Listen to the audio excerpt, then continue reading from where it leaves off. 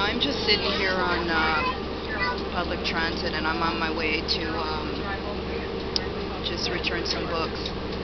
And I'm just looking at sort of the planning and some things that I've been noticing. And this bus route that I'm actually on, it's called 35 Jane, and it's actually in Toronto, Canada.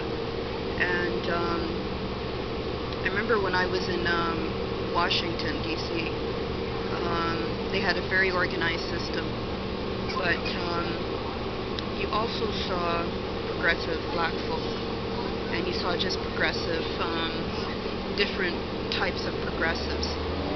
And I'm just looking around, and you know, I'm seeing how neighborhoods are set up in a very specific way to marginalize the community. Look at these apartment buildings here. Why would you actually build an apartment building that doesn't even face south? So what's the quality of living in that apartment building? If you see where a lot of, like, where they, for example, say the black community is concentrated, you see a lot of garbage. But it's not the black community, it's actually decision makers. We're going to walk into a neighborhood that's actually been under the liberal regime for quite some time, and what happens is they have a lot of, for example, black folk who say they vote for liberal, but I'm looking at how they set out the plans, and do people even know what the Constitution is missing, that the liberals actually forgot to put in the Constitution. And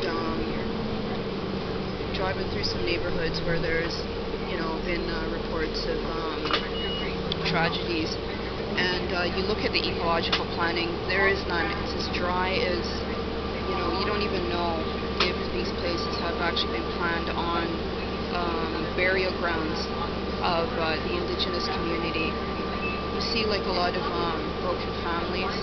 You don't see a lot of like black males with black females. You don't see black males being respectful to black females, or black females being respectful to black males. It goes both ways.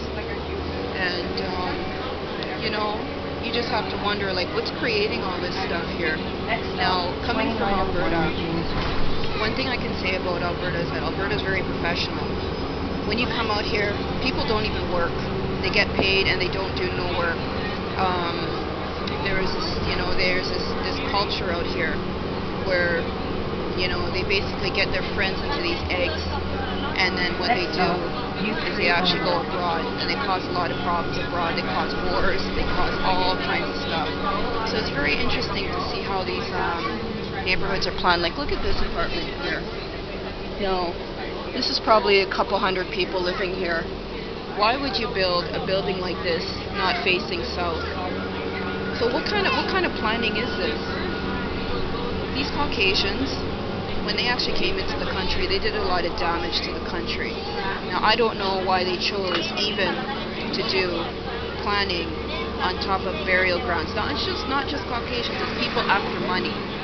So you have a lot of Asian communities. They could care less. They scope out these communities, and you know what? They find themselves in here. So if you actually look at a lot of the vendors, like, for example, there's a mall right here, and it's close to a really good university. It's better than University of Toronto. Next stop, Finch Avenue West.